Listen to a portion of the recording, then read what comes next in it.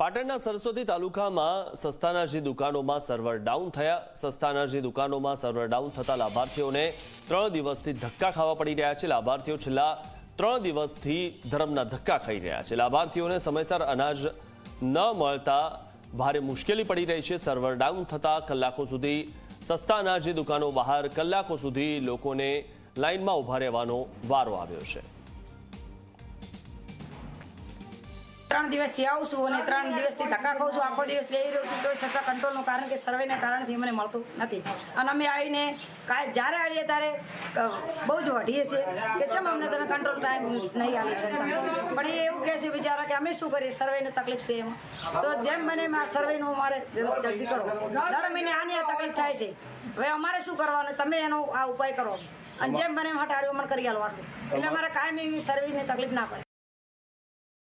4 દાડેથી હાલ હેડવામાં તૈયાર છે, બગડામાં રસ મજૂરી આ લોકો છે, તો આનું કોક તમે કરો સાહેબ ઉપાય, નકે અમે હેડવું છે એટલું અમારે સર્વર પૂછું સર્વર સાહેબ સર્વરનું કોઈ કરો તમે।